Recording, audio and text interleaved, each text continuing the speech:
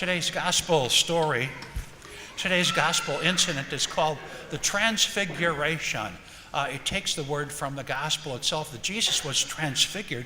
He became white as light. And Moses and Elijah appear to Jesus. Now, every good Catholic and every good Jew knows a lot about Moses because Moses was the leader of the Hebrew people. And Jesus is called in the Bible the new Moses, that he's the Moses, the leader of the new covenant. So what do we know about Moses? You know a lot. Remember when he was a baby, the Pharaoh had ordered that all the baby Hebrew boys should be killed because they were becoming too numerous in Egypt. But Moses' mother puts him in the basket and floats him down the Nile River, and there he is saved.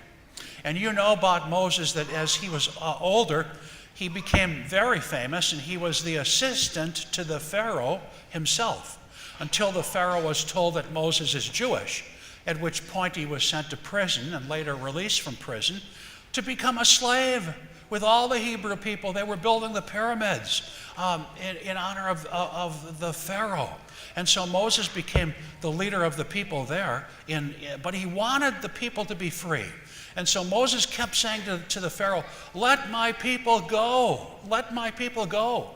You know, this is all in that wonderful movie, The 10 Commandments by Cecil B. DeMille. Watch it on Easter weekend. It's always on television that weekend. I have to watch it in parts because it's a 3.5-hour movie, so it's a long sitting. But it really is, it's a wonderful movie about Easter and how all the Old Testament leads up to Jesus the Lord. So Moses sends the 10 plagues upon Pharaoh. And finally, Pharaoh says that the Hebrews can leave Egypt. And so they do. And they cross the Sinai Desert, wandering in circles for 40 years. There's another 40 in the Bible that Moses is experiencing. And there, Moses receives the 10 Commandments on Mount Sinai, just as Jesus gave the 8 Beatitudes on Mount Tabor. So Moses gets the 10 Commandments, and this wonderful leader of the Jewish people.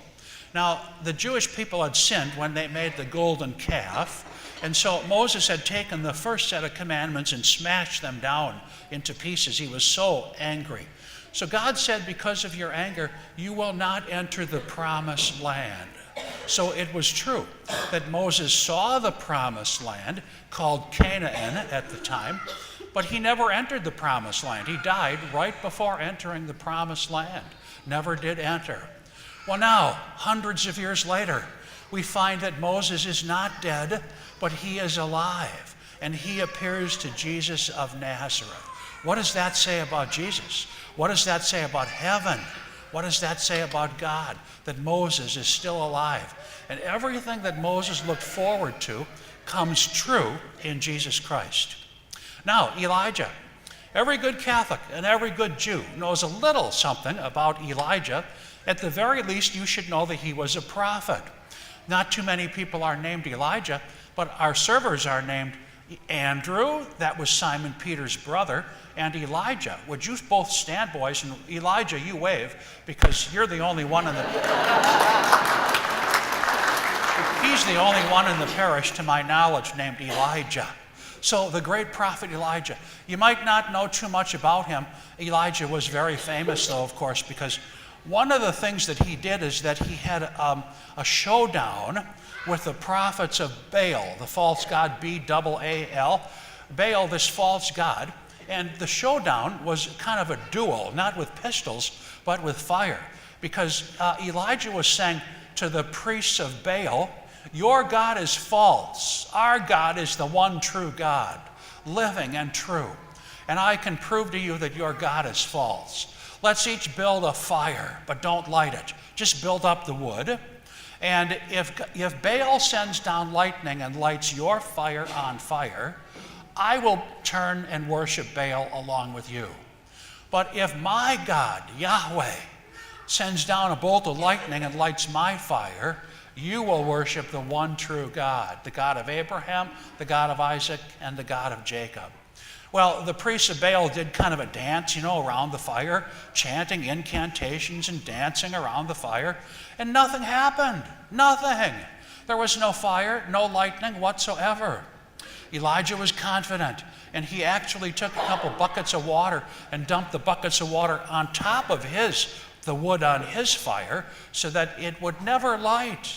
But all of a sudden, this big bolt of lightning comes down from heaven and hits the fire of Elijah and sets it ablazing. Oh, it's proven now that the God of Abraham, Isaac, and Jacob is the one true God. Now, unfortunately, the mercy of Jesus had not yet been revealed. It was still an eye for an eye and a tooth for a tooth and a life for a life. So Elijah, sadly, ordered all the priests of Baal and their wives and children to be murdered. And thus they were. Sad ending.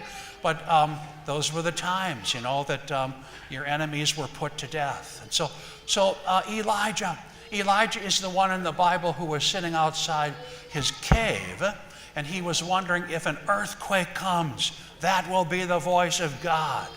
And if lightning comes, that will be the voice of God. But God was not in the thunder and not in the lightning and not in the earthquake. Finally, a little breeze came, and it was revealed to Elijah that that was the voice of God, gentle, urging him what to do. And Elijah was said that he did not die. Rather, at the end of his life, this chariot came down from heaven, and the wheels were on fire, the flaming chariot. And the chariot picked up Elijah. He got on the chariot, and it went back up into heaven. So they didn't know whether or not Elijah actually died. But the prophecy starts that before the Messiah comes, Elijah will return. That's why many people in the New Testament thought that Jesus was Elijah. He wasn't. He was actually the Messiah. Elijah had already come. Today's gospel, the Transfiguration, Elijah did come before the coming of the Messiah, before Christ dies and rises again. So Elijah, who was thought to be dead, is alive. And now his prayers are fulfilled because he meets the Messiah. He meets Jesus Christ, who's the Son of God come into the world. This is kind of a mini Easter for them, that they see that there is life eternal, that God is not God of the dead, but he's God of the living, because everybody, even the dead, are alive in him. Well, there's a wonderful Easter message for you and for me, because we face death often. We face sadness often. Admit it, life can be very sad. And people need hope. People need strength. People need courage, but most of all, they need hope to get through difficult times when people feel discouraged and doubtful. Peter, James, and John were often very doubtful. They wondered, could this really be true? Could Christ really be the Messiah? And they were filled with doubts. Thomas doubted even after Jesus was crucified and rose from the dead.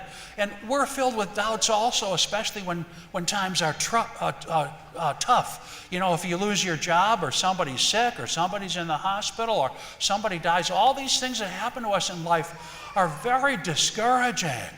And we need hope so much. Well, Peter, James, and John were given proof that heaven truly exists. Absolute proof, because these two figures from Jewish history come from heaven, and they're speaking with Jesus.